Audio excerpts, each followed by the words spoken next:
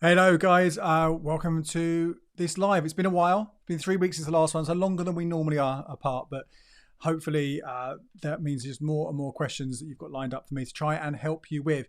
As ever, it is just going to last 30 minutes. So I will try my best to get you through as many as I can.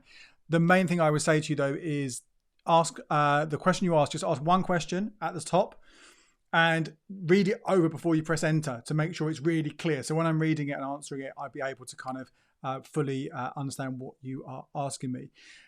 As ever, as well, unlikely we get through to all the questions, so there are some places you can go to hopefully get more information. You can either head to the Facebook group, becleverwithyourcash.com/community is where you can join us. We're nearly at 7,000 members now, I think 6,900, something like that. And that's where you can join us and ask a question, and whether me or the team can't answer it, because we can't answer every question, there are lots of really knowledgeable and enthusiastic people in the group who can all contribute and give you some insight there as well. That's a great place to go. And also, a lot of the time, you're going to ask questions which are asked in other weeks or content that I've written more recently or I've done a video on more recently. So sign up for the newsletter, becleverwithyourcash.com/newsletter. Every Thursday morning, you get it into the inbox of all the content we produced across all those different platforms: website, podcast, YouTube, socials, deals, all those kind of things. That's a great place to keep across things week after week after week. So you might find the things you're not sure about, it's already answered there. But let's get into it, shall we? And let us see loads of questions already have come through on YouTube. So Diego, unfortunately, I don't deal with, okay, I can answer this. I don't do investing on this channel, right? It's not an investing channel, but I can answer this question. So Diego says, does interest from bond ETFs and money market ETFs count towards the PSA, which is the personal savings allowance? How are they taxed? So if you are getting money from investments, then it's not part of the personal savings allowance. Whether it's a dividend or growth or whatever, then there are some other allowances which come into play. There's a dividends allowance, and that has been reduced already a few times over the years. And the capital gains allowance, that's also been reduced and will be reduced again next year. But those are what will count, as long as it's outside of an ISA, obviously, they will count the allowances you've got for tax-free. Beyond that, then there are other tax brackets that come into play. So hopefully that helps you. Again, don't do investing here on the channel, but that one hopefully can help you with. Ishrak says, what happens if you put in more than 20k into an ISA? Does the sum above 20k just get taxed or something? So what happens if you accidentally put more than £20,000 or deliberately put more than £20,000 into an ISA in a financial year? Remember, you can have contributions from previous years. So if you had 15 grand last year and you had 10k this year, you go over 20k, but it doesn't matter because out of this year's allowance of £20,000, you've only put in 10. But if you do put more than £20,000 into a single or collection of different types of ISA in a year, broadly what's going to happen is HMRC at the end of the financial year, they're going to all report it to them and they go, look, you shouldn't have done this. And they will work it out. So yes, you will be taxed on any benefits, any interest or whatever you might have got on that ISA. And that may well be taken off your payslip, just in your tax code, or there may be other ways that it is done. I would say if you realize you've done this, maybe get in touch with the provider and see what they suggest they can do. They might be able to do something ahead of the game. You could obviously also get in touch with HMRC earlier, although by all accounts, it's a bit of a nightmare to try and get through to them on anything right now. So you might be better off just waiting, but that would obviously be a bit frustrating for you. Mike says, hey Andy, I'm not a student, but would like to get a totem card for cheaper Amazon Prime, etc. Is this still possible, or are there any workarounds or cheap courses which qualify? So for those of you who've been following me for a long, long time, I've been doing this for 9.5 years now. One of the very, very first articles that I wrote back in early 2014 was a little hack where you could get then an NUS card. Now it's called a totem card, even if you weren't a student. And this was by signing up for some online courses. And generally you'd buy something for like £2 or £5 from Groupon or Voucher, again, eligible ones, and then you could get your card. And it was a great way of doing it. That then disappeared, but then it came back. Now, I last looked at this early this year, so I haven't had a look in the last sort of, 4 or 5 months, but I have got an article at becleverwithyourcash.com. So go in there and type in student card, and it should come up in the results, taking you through how you can possibly do this, how you can find those courses. Obviously, some of those things may have changed, but it's well worth having a look. And then when you have that card, you can use it for some student discount. So you can use it at Boots, for example, or Co-op.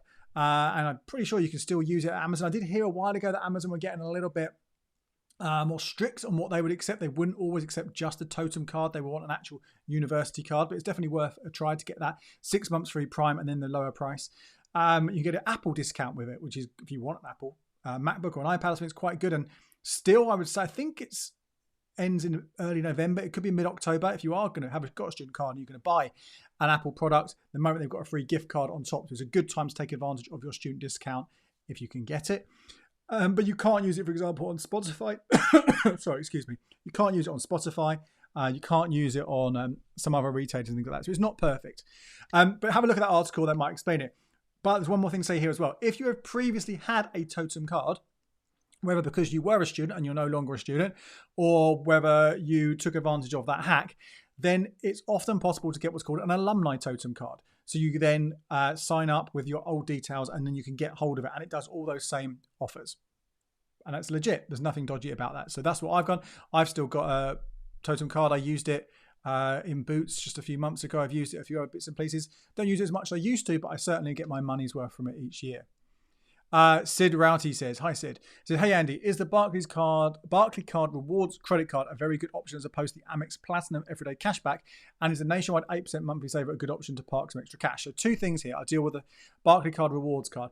I've spoken about this card quite a lot, and I'm quite a big fan of this card. In fact, I've been away the last couple of weeks, and it's a card that I have used while I've been away. But that is the only reason I would get it, because this is the only cashback credit card you can get, which is fee-free overseas.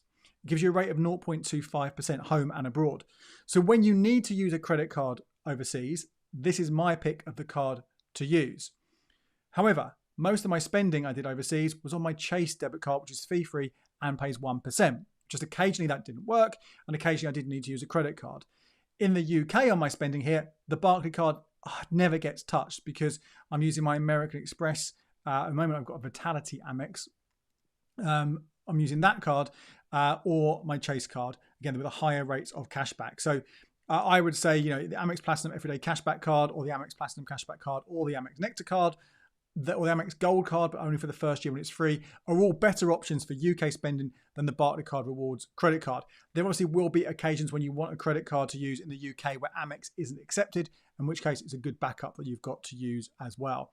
Nationwide 8% monthly saver. Did a whole video on that 2 weeks ago and an article on the website. So have a look at that, listen to that, watch that video, listen to the podcast, read the article, whatever it is, and that'll explain more about that account and how it works.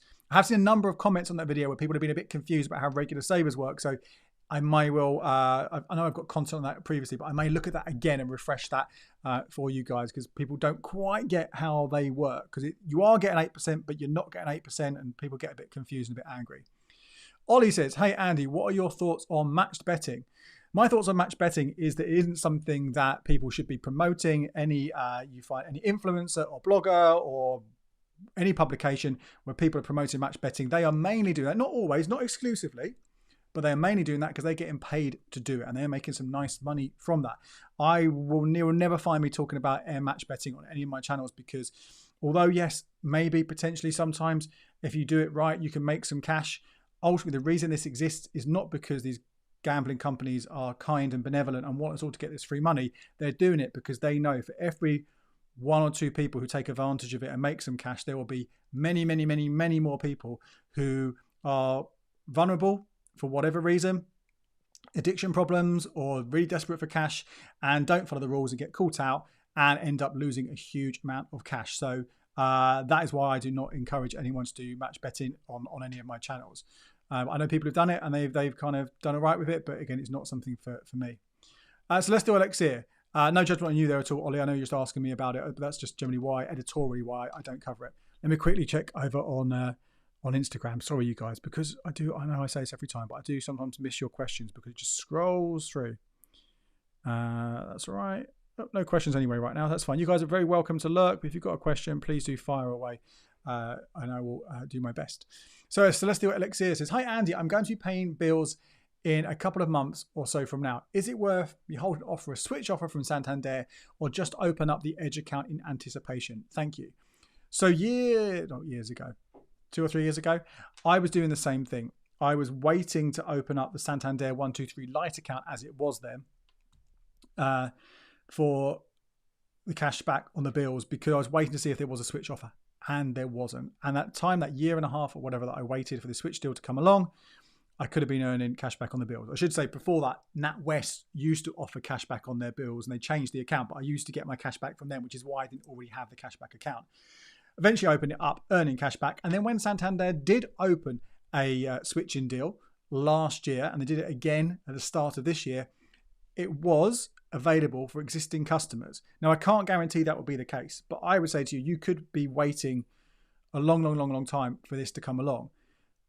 However, go onto the Santander website, the Edge website, and use their calculator based on what bills you're going to be paying. Type in those figures and see how much money you're going to make, because this is nowhere near as good. Obviously, there's the Edge and the Edge Up account. And I've got content on both of those here on the YouTube channel and on becleveryourcash.com if you want to learn more about them. The rates are much lower, so how much cash back you're going to get is much lower, and the monthly fees tend to be higher.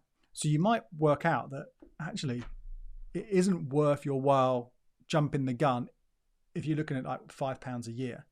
The only caveat I would say was that is if you do have some savings available to you, there is that 7% rate available on up to £4,000 on the Santander Edge account, not on the Edge Up account. London Girl says, hi Andy, is a cash stocks and shares lifetime ISA better than stocks and shares ISA? I'm 34 and use this for retirement boost long term when I am 60 plus. So, a few things here. If you are absolutely only going to be using it for retirement, you know you won't want to access money before you're 60 years old, then yeah, a lifetime ISA is better than a normal ISA because you will get that 25% bonus. And depending on who you open it up with, you may well have access to the same range of funds that you're keen to get. So yes, absolutely lifetime ISA because you've got a 25% bonus, with the caveat you can't get it until you are 60 years old. But if you are in employment, rather than self-employed, you might be better off just putting more money into your pension. Now, your pension, you'll be able to get 10 years before your retirement age.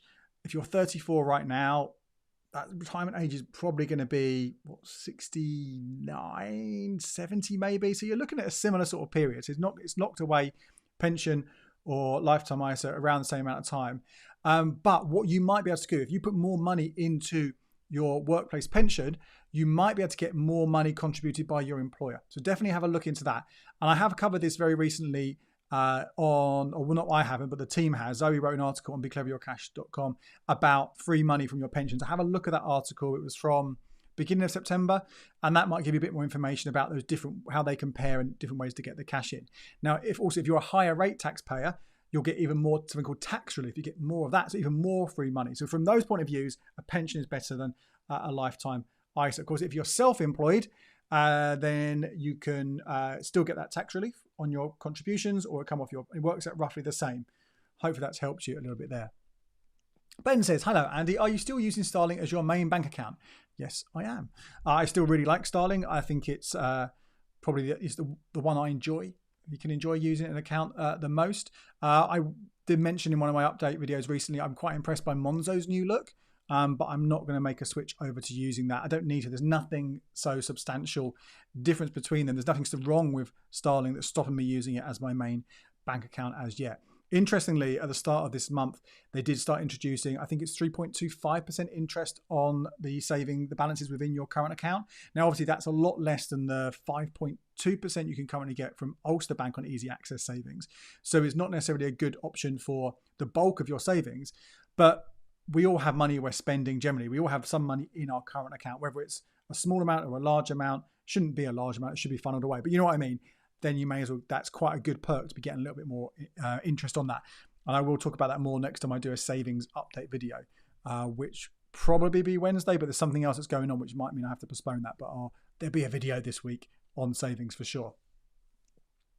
Let's quickly check Instagram again. No questions there, great. Loads on YouTube. YouTube guys, you're winning. Okay. Conflictor says, hi Andy, big fan as always. Thank you very much. Any news about Chase's credit card in the UK?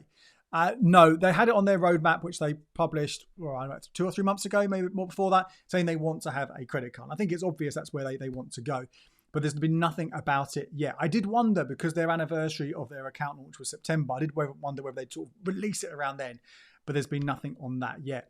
Interestingly, you might have seen it in the news yesterday and today about Metro Bank struggling and looking for potential rescue packages, and they've seemed to have secured that from separate funding now. But one of the things people who are being approached about it and considering it apparently were Chase Bank. They decided not to buy Metro, but that would have been quite interesting. Whether that would have been something would then have seen Chase branches on the high street. I think the fact that they didn't push ahead with that, I'm sure there's lots of things going on, lots of reasons why they wouldn't.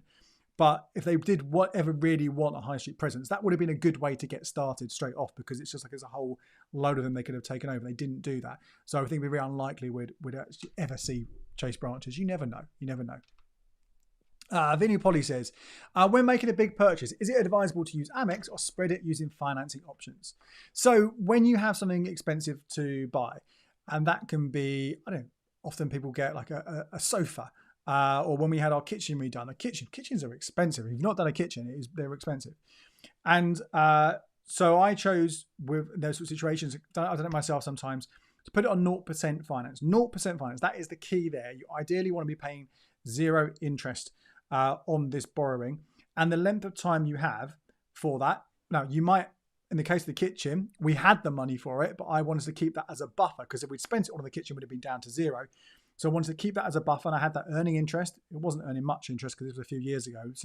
But I had that earning interest.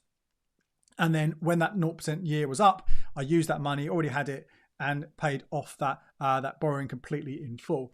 And that would have been much, much better than me and whacked it all on a cashback credit card. One, you've got your credit limits to think about, but you've got to have the money to pay it off. The 1% that I would have earned in cashback was less than what I would earn in interest, and I wouldn't have had the length of time. So I would absolutely say, rather than using any kind of Amex or, well, let me restart. Any kind of 0% finance, if you have a big purchase which you can't afford right now, or you want to have that bit of buffer around your finances just in case something goes wrong, 0% can be a 0% purchase credit card, or it can be 0% finance. It could, and I'm not so keen on this, but potentially it could be buy now, pay later, but that's obviously, you're only looking at about 3 months at 0% there, and that's going to be potentially a lot harder to, these big expenses to split in 3. But really, you've got to be confident that you can pay it off completely. I wouldn't be looking at using a credit card for a really, really big purchase unless it was at 0%, if I didn't have the money already available to pay it off straight away. Robert says, is Nationwide still using the small calculator thing for a new payee? I believe not. Now, I've stopped using my Nationwide account, I don't know how many years ago now, 2 or 3 or 4 years ago, partly because of that. But they have been making some changes. I think the app still has some way to go, but I believe they have got rid of that. If anyone knows differently in Nationwide customers, please do share. But in fact, yeah, Conflict, as I said, yes, they have. So there we go. We've answered that one already. Helen says, how do I find out whether I qualify for switching offers before applying for accounts? So there is no eligibility search with current accounts on the whole. Some of them, so for example, Nationwide's Flex Direct account, which offers a 0% overdraft for 12 months, you can get a sense of what overdraft you might get with that. But broadly speaking, there's no sort of sense, yes, you'll be accepted, no, you won't be accepted. What you really need to do is look at the criteria that's listed for those current accounts themselves. And then the switch themselves will have additional criteria. Now, most people are going to be fine with current accounts. Most people are going to be accepted for a current account they apply for. There are occasions when that isn't the case. And I remember earlier this year, a number of you had issues getting the HSBC Advance account. And sometimes things just go a bit weird. Like a year ago, I was rejected for a TSB account, but we think that happened because I applied when I was in America, and that's why it rejected me.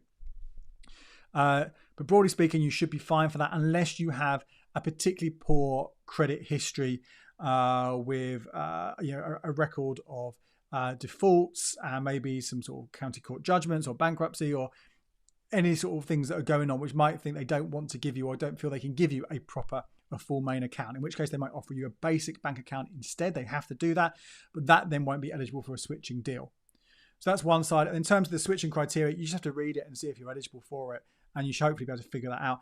If you're not sure if you had a switch offer from the bank in the past, what I do is I keep track of that. I've got a video and an article about how to switch bank like a pro, and one of the things I put in there is to make a note of each time you switch bank, so you've got that record for the future to say, look, you can't have this if you've had money from us since April 2021. Well, you can look whether you had it in March 2021 or May 2021 and know whether you'll be able to get the offer a second time, things like that. Andrew says, do you know much about the 5% cashback offer from Barclays? So, yeah, I've been looking at it today. So I've only got back from holiday at the weekend. So it's something I'm going to kind of write up maybe for next week, if I'm honest. I've talked about it in the podcast briefly, which comes out tomorrow morning. This is okay. If you already have Barclays Blue Rewards, then you could have a look at it. You can get up to £10 every single month for 3 months, October, November and December. So a maximum of 30 quid you're going to get from this. It is 5% cash back. So basically the first £200 you spend in each calendar month, you'll get cash back on, and nothing after that until the new month starts. After that, there are the normal kind of restrictions. It'd be interesting to see. I'm going to give it a try whether the kind of moving your money, using the debit card to top up Monzo or Revolut or NSNI or Chip or place like that, whether that counts. It shouldn't count. It probably won't count, but it might count. It's not explicit in there that won't work. But yeah, so at the moment, that's kind of where it is. I will write it up for the newsletter this weekend, this Thursday as well, as a deal. I'm probably going to do a broader analysis of Blue Rewards, whether it's time to ditch it, even with this offer in the coming weeks. So much content to catch up on, so it might be a while for me to get all this stuff out. Okay, we have got something on Instagram. Epicurean says, what's your take on Lockbox? Now, I've not looked at Lockbox for a while. Lockbox is essentially a service where you use your rent payments to boost your credit report. I think in principle it's a good idea. I believe there's a charge to it. I can't recall. I think you could pay for it. So then it's about how are there other things you can do first to improve your credit report, which don't cost anything. So do all those things first of all, before I would say pay for any kind of credit building service. But people who have particularly bad credit reports, maybe this or other things are worth looking at, these paid services. Again, it's been a while since I looked at it, so I can't say for certain exactly what the deal is with that one. Shirley says, do I ditch my stocks and shares ISA? Negligible returns in 5 years and I'm paying fees. I know I have to pay tax on the interest, but... So, again, don't do investing on this channel, but there are some options. Obviously, you could transfer it into a cash ISA if you wished. Therefore, you won't pay tax on the interest in a cash ISA, depending, obviously, if you've already contributed to one this year. But you can transfer that across. Obviously, it's a slightly longer process because you've got to sell off all the shares and then move the money over as cash. But that can be done for you by the transfer process. You could look to, again, I'm not an expert on this stuff, which is why I don't talk about it, but it may well be that you can invest differently, places with lower fees with potentially better returns. But again, that is something you have to kind of weigh up for yourself and do your research properly on that, and just be careful where you get that information. Of course, there's no guarantee that you are going to make lots of money on things, and interest rates are starting to fall on fixes if you're happy with a fix. But easy access, they're higher. So, they're not bad rates right now. It's a good time to kind of take advantage of them. In fact, they're already on the way down again a bit. So you don't leave it any longer. Potentially they could go down even more. Of course, things could change and potentially they could go back up if the Bank of England decides to hike rates more. But yeah, hopefully that was useful. Tyler says, hi Andy, up until which point are you covered by Section 75? I.e., if I buy a flight for £200 on my credit card and clear the balance, am I still covered? Yeah, absolutely. When you make that purchase, you are covered. It doesn't matter if you've kind of it's no longer sitting there. It's about making the purchase. There will be some general rules, I imagine, around certain things, but it's about when you actively get the service, isn't it? So like you book a flight and the airline goes bust for whatever reason, well, you're covered then, even if you book a flight for a year's time, because you haven't received the service, you haven't got it. The one thing to bear in mind here, an important thing to bear in mind here, is there is that grey area of who you book with. Now, okay, there's two grey areas with this one. So with a flight, if it's £200 for a return flight, the entire flight is covered. It's a return flight. If you've booked two single flights and one is £75 and one is £125, only the flight that's £125 will be covered, because it's got to be above more than £100. And that's a bit of a grey area. You might be able to fudge it as a package, but generally speaking, that's how that will work. Also, it's about where you bought it. Now, if you bought it directly with the airline, you went straight to EasyJet and you got it with them, or BA, whoever it is, then you will be covered because your relationship is you and the merchant. If, however, you went via, I don't know, lastminute.com or someone like that and booked the flight, you're breaking that direct chain between you and the airline. So if that's a grey area. You might not be covered. And that's one of the things when they're looking at changing the consumer rights laws. That's one of the things they're looking at, that might be sort of updated, because it goes back to when these things weren't necessarily in place. Vinesh says, do I have to pay tax if I withdraw any amount from an ISA? No, I did a video about ISA allowances last week, and I covered ISAs in the podcast a couple of weeks ago. And I talk about this in one of those. I can't remember which one it is now. But one of those things you think, oh, your money's tax-free when it's in an ISA. You think, hang on, I take it out of an ISA and I've got to pay tax on it. And that's how I, 15 years ago, how I thought about it. But actually, it's just the growth that is protected within an ISA. So if you take, let's say you've got $5,000 in an ISA, right? You take $1,000 out of that. No tax at all. But if that grand that you take out of the ISA, that £1,000 earns, say, £10 interest, and forgetting the fact you've got the personal savings allowance, you'd pay tax on the interest that you earn outside of the ISA, but not on anything that was earned inside an ISA. Sorry, Andrew, I've said one per person. I'll have to skip that question there. Sorry about that, mate, because we've only got 5 minutes and lots to get through. Groove Champion says, what's your take on algebra debit card? Algebra, have I looked at algebra? What was the one I hated? It wasn't algebra. What's the other one? There's another one which I really hated. Algebra's on the list to look at. There will be all sorts of restrictions with it. It's not going to have the same functionality as other cards. But the caps that you have, what is the other one that I had? I can't remember what it's called now. I really hated it. Don't think it was algebra. It's fine, but I don't see the point necessarily when you can get the same rate more or less from Chase or from an Amex. Jamie says, for the nationwide switch, do both direct debits need to be taken before the switch? This is an interesting one, and it'd be interesting to know your experiences if you switched with nationwide previously. The terms and conditions say it must be an active direct debit, and when I asked Nationwide about this a year ago when they launched, a year and a bit ago when they launched it the first time, they said that meant the money had to have come out of the Nationwide account. But other people might say it just needs to be on the account.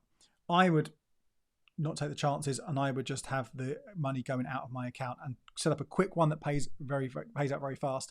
Again, I've talked about this quite a lot, but I've got an article on becloveyourcash.com and a video which is maybe about a year and a bit old now, so some of the examples might not be quite right, but article becloveyourcash.com, look at some of these quick and cheap direct debits you can set up where the money is going back to you. You are not just giving money to someone for the sake of it.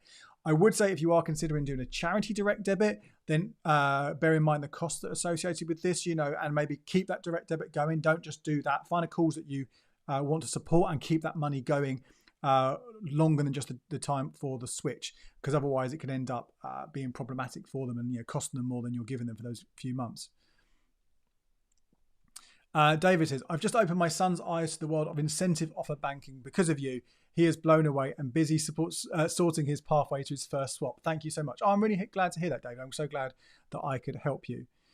Silver Fox says, hi, Andy. I just got my Barclays Forward credit card as my first credit card ever. Well done. Credit limit is £400. How soon should I expect an increase in the limit and how much I spend monthly? So the whole point, I guess, of a first credit card is to help improve your credit score. So the credit limit isn't really that important. It's just about showing that if you spend on it, you can pay it off. So with that, I mean, if you can, your groceries, let's say you put £200 of groceries on there in a month and you pay it off completely before the interest is charged, then repeat and repeat and repeat. That is perfectly good. That's all you need to do. In terms of how long it will take for it to increase, it's impossible to say because it will vary by individual, by lender, by product, all these kind of things. But again, just go along with it, see how you go, see how that improves your credit score. The podcast tomorrow morning talks about ways to check your credit report and your credit score for free. So have a listen to that. And that will hopefully, after time you start seeing it improving, then maybe you can look at different cards that might have extra features and maybe an increased limit. Again, really important not to spend more than you can afford on it. Caramel says, will Nationwide do a hard check for the bank switching deal? Yes, they will. Kyo says, where is the best place to get a dummy account? I have got an article and a video taking you through those, so do have a look at that. That will give you some examples. Alvar says, what do you think of the Yonder card? I think it's a bit pointless in lots of ways. You're paying a monthly fee, again, for something which I don't think you need to. It does come with travel insurance, but there are also bank accounts that offer free travel insurance, which might be better, or other credit cards that might do it. So it's not saying it's a bad option from that point of view, but I think there probably are better options. In terms of its rewards, again, maybe you can make them work. Generally, if you don't know about it, it will give you points to spend on restaurants, mainly in London, though I think they have expanded over the last few months to some places outside London, very nice restaurants. But I'd much rather get cash back on a card and spend the money that I've earned on cash back where I want to spend it without any of these restrictions. Okay, we are out of time. I will do one more question. Aileen says, thank you. We're earning £2,000 tax-free this year, my husband and I. 2 fixed bond accounts plus a regular savers account, and we just won £100 on premium bonds. First time in the draw, all because of you. Oh, that wasn't a question, was it? Sorry. But Aileen, I'm really pleased to hear that. I'm really, really glad that has worked out for you. Guys, I'm going to have to call it a day. Remember, places to go. BeCleverYourCash.com/newsletter is where you will be able to sign up and get updated on all the new content as it comes out every single week. So that is the best place to go to keep on top of things. BeCleverYourCash.com/community. That is the Facebook group. If I didn't get around to your question, I'm so sorry. If I wasn't able to, then that is the place to ask your question. And BeCleverYourCash.com. No, actually, scrap that. Podfollow.com/cash chats. That is the podcast. I mentioned that a few times today. So if you don't already listen to it, follow that link. It will open it up in your phone's native app, Apple Podcasts, Spotify, whatever it might be, and you'll be able to follow and listen to that every single Tuesday morning. Guys, thank you so much. It's good to be back. Good to see you again. We'll do another one of these in a couple of weeks as well. All right, guys, until then, cheers.